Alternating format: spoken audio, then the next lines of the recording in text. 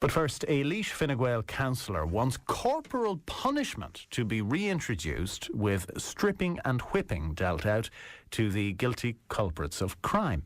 John Bonham made the remarks following Monday night's kidnapping and armed robbery of a 50-year-old woman in Cullahill.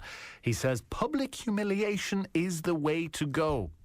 Shirley Bergen was left badly shaken but thankfully unharmed after 4 men with Dublin accents, armed with crowbars, forced her to leave her home and take them to her place of work, which is a Topaz filling station. Councillor Bonham says the people who carried out the raid are thugs, and maybe it's time to go back to what is done on the Isle of Man, stripping and whipping. He's been explaining this to our reporter Liam Dumpleton. The Isle of Man was always an example where you didn't go and misbehave. And our country now, it's absolutely, at the moment, there's tiger kidnappings every day of the week. People taken, locked up, families traumatised. Seem to be no end to it, and it's getting worse. So I think that, for crimes like this, the punishment has to be a deterrent. Like, are you literally talking about kind of public lashes, 40 lashes, that kind of thing? Humiliation. Public humiliation. Public humiliation. And this country, I think Joe and Mary Citizen would welcome that.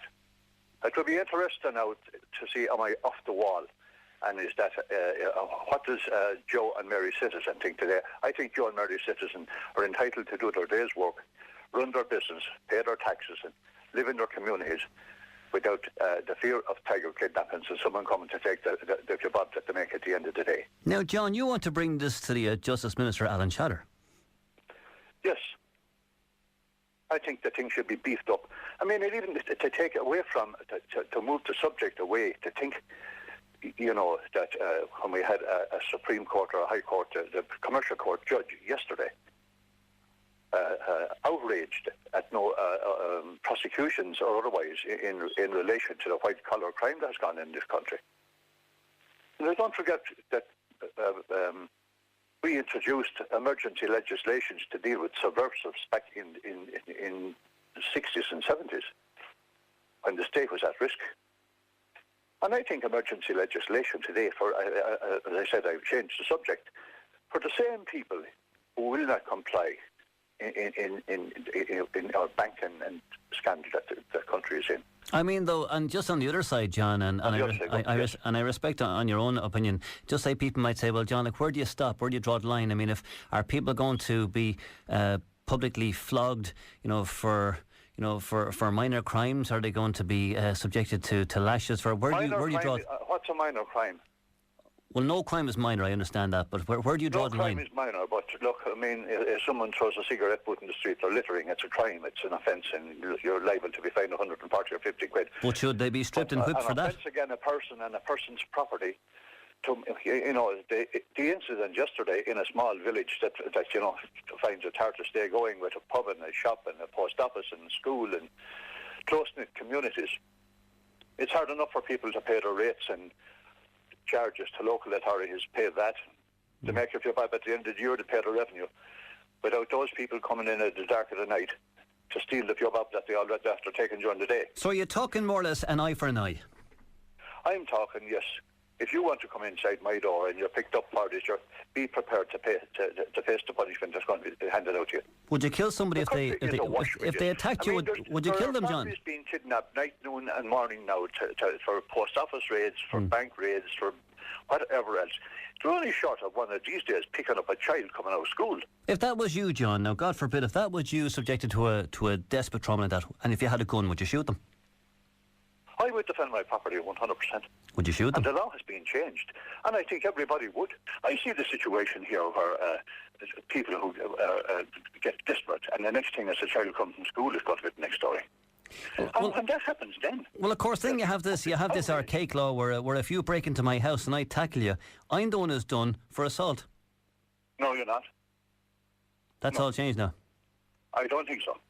I think the law was changed. I'm certain sure that the law was changed. This is where they brought in the reasonable force. Last year or the year before, that you're entitled to reasonable force. But if I smacked you over the head with a poker and killed you, I'm done for manslaughter. Maybe the courts might decide after that maybe it was unreasonable. But this is where it gets difficult, though. I mean, if I hit you with a poker and you die, I'm done for manslaughter.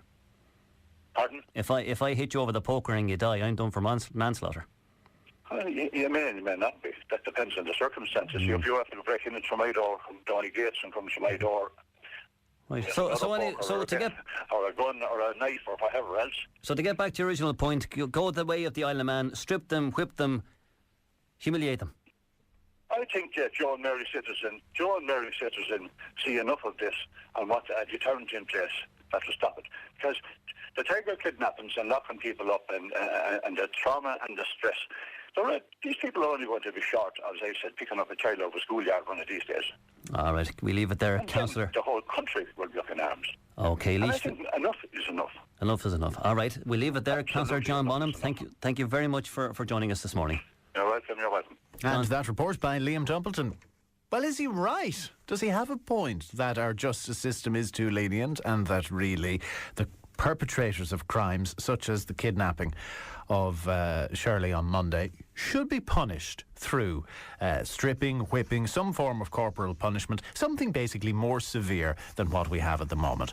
0818 300 103 is our telephone number. Flurry is in Ballycumber. Morning, Flurry. Morning, Will. How are you? Very well, thank you. What's your point, please? I agree wholeheartedly with John Bonham there. Our laws are a farce at times because, I mean, the punishment should be made to fit the crime. I was talking to you a couple of years ago where my brother-in-law was murdered in Blackpool in England. And for those who, by the way, forgot or didn't hear the original conversation, what was the outcome there? He pleaded guilty to both murders. He murdered his own wife as well as my brother-in-law. And we went over to... can't even think of the name of the place now, but it was outside Blackpool anyway. We had to go, and they had Preston Crown Court, that's where it was, and he pleaded guilty to both murders, showed no remorse whatsoever, and the judge gave him the maximum that he could give him was 2 life sentences. So he gave him that, but he must spend a minimum of 28 years in prison. Are the life sentences running concurrently or yes. consecutively? In other words, one after the other? Yeah. Right, okay. But he must spend a minimum of 28 years in prison before he can even look for parole. And even at that, there's no guarantee that he would get it. But and if you compare that to many of the sentences that we read about in the papers here in Ireland, that's quite severe. We seem to be more lenient here. We are too lenient. Like the old saying, you get away with murder. You do here to a certain extent because, I mean, if you plead guilty or whatever, you get out in a few years. You're given a mandatory sentence and you're let out then within a few years on good behaviour. And to me, that's not right. Okay, but do you agree with what John Bonham says about physically punishing the perpetrator of a crime? I think so, if it has to be done. I mean, he was talking about the Isle of Man, and there's very little crime in it. And it's because of that. And I mean, there are other countries who go down that line on different, in a different way. But yeah, well, some of the Arab countries, I think it's Abu Dhabi, they chop your fingers off. Yeah. But you know, if you're proven innocent afterwards, you can't stitch your fingers back on. Well, true enough. But a whipping wouldn't do anyone that much harm. But I mean, if a person is found to be guilty of a crime, and I mean that poor woman yesterday or Monday night or whatever. Monday, yeah.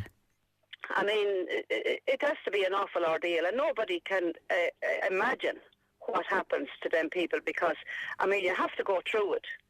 And it's just like us with that murder in England. I mean, we were given a life sentence. My husband was given a life sentence to see a younger brother of his, murdered that way. And to go over there to the morgue and see him, like that. And it's not right here because they're just let away with murder practically. And I mean... Okay, and given what you've been through and given what everybody was through, are you satisfied with the 28-year sentence or would you like to see something more severe dished out to this man?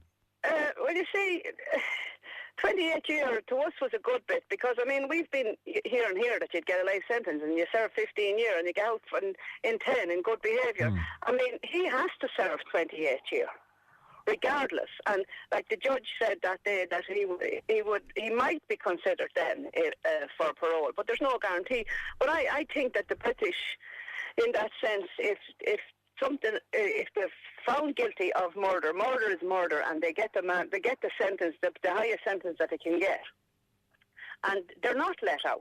Okay, and maybe we should follow that example here in Ireland and dish out more stringent sentences. We need to bring the laws of this country into the 21st century to protect them people who are being brought against their will to where they work and made to hand over money. Okay, Flurry, thanks for the call and thanks for sharing your story once again. No bother at all. Thank you, Will. God bless.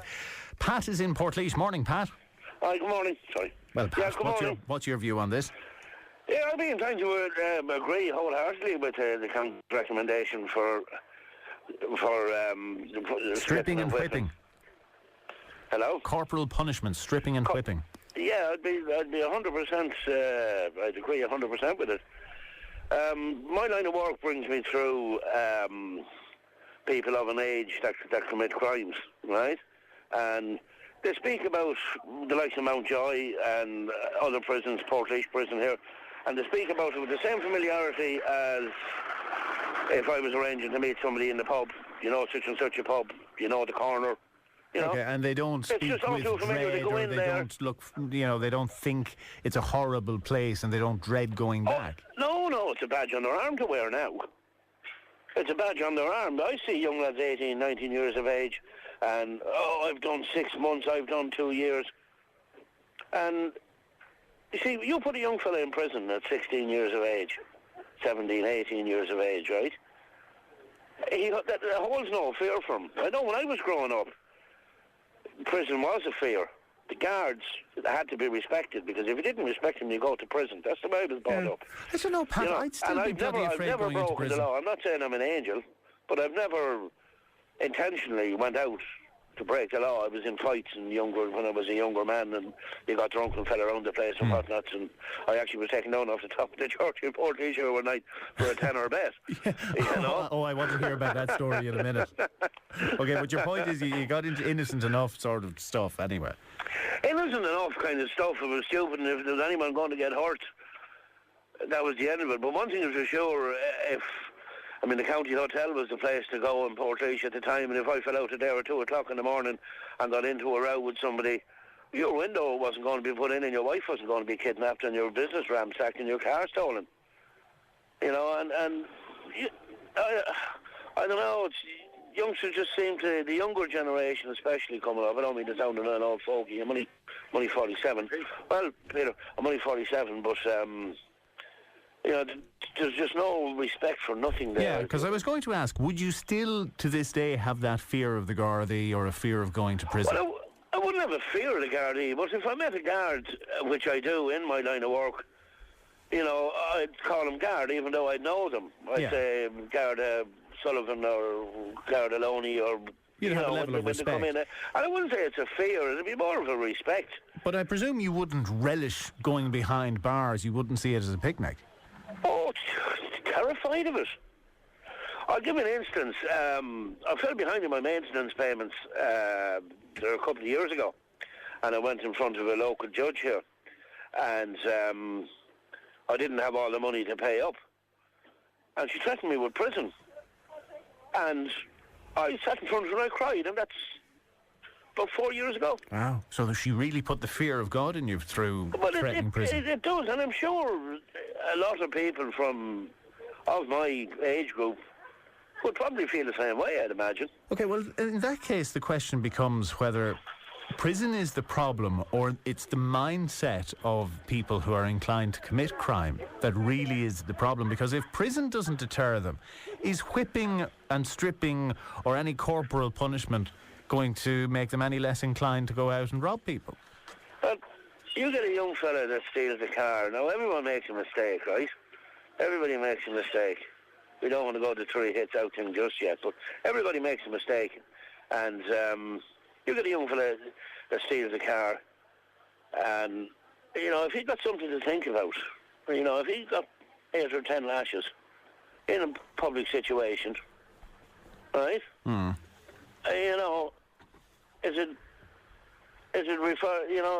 He might think twice about doing it. He might, or he might become a martyr, and it would be another badge of honour for him, maybe even a bigger badge. Well, at least it's not costing the taxpayer as much as what it is now. I mean, I don't know many thousand it costs to keep a guy in prison for a day. Yeah, well, I suppose in this day and age, that argument has as much traction as any other. Now, Pat, back up for a minute. Mr. Cloonan has joined us in studio as well, and he's going to enjoy this story. How on earth did you get on top of the church in Portlaoise, even if it was for a bet?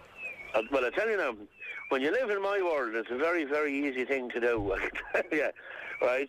Well, I was about 19 years of age, full of innocence and the joys of youth, as you usually are at those years, and about half a bottle of vodka and about 7 pints of harp, as it was at the time down after it. We were wandering home this night. We were heading up to the Burnridge there, beside Chicken George's, which was there. It's not there anymore now, but we were wandering up along there, and out of the blue, somebody said, "Bet you wouldn't." Oh no. And I said, "Bet I would." And he said, "Bet you wouldn't." I said, "How much?" "Bet you an effing tenner you don't." I said, "Fair enough. Tenner at that time was a lot of money. Still a lot of money." So we're round to the side of the church, up the ladder, onto the roof. This is drunk now. So what I think about it. Wobbled along the side. Went around to the cross over the main door. I do, yes. Wrapped my arms around it, gave it the cross kiss, put my hands in the air, and shouted, "Yay for me! I was a hero in town." So when the hero bit was over, I decided to come back and get back down again. Mm-hmm. And I made it to the ladder. And then the question was, do you hold the top of the ladder and put your foot down? Or do you put your foot down, then turn around and hold the top of the ladder? Or do you just submit and shout help and hope for everything? Yes. I think your slightly inebriated state, I take it you chose the latter. Yes. And along came the fire brigade at about 2:30 in the morning, full of cheer and joy. How are you? And along with a little blue car from up the road here on the Eboniques Road. And sure, they took me down off, and sure, they were laughing at the gun, but the guards was out of the police. The firemen were not too happy just to get out of bed. Yeah, I can imagine they weren't too impressed with you. Get this gob sheen down off the top of the church. But sure, the guards were laughing at the good of it, and they brought me up and gave me a kick in the backside and let me back out again. I take it your friend gave you the tenner. No, actually, he never did. That was my question. I was going to say, Pat, did you get the tenner? No, he never did, about which reminds me, I must go after him first. Yeah, well, do you want to name and shame him? Tommy Harford from Knockmay, that's who it was. Now, the next thing you need to work out a tenner, and then prorate it to today's terms. With inflation and with interest. Yeah. Oh, no, I'll set for the €10. I'll set for €10. Well, it's 12.70, £10 is 12.70, so I'd go for... It's a half a pint. Look at it that way. Well, Pat, next time you go to the church, say an Our Father and 10 Hail Marys, and maybe you'll be forgiven. Is that in it or on it? Take care, Pat. Right, good luck. Thank you. Bye-bye. 0818 300 103 is our telephone number. Don't know how we managed to go off on that tangent, but it's a great story nonetheless.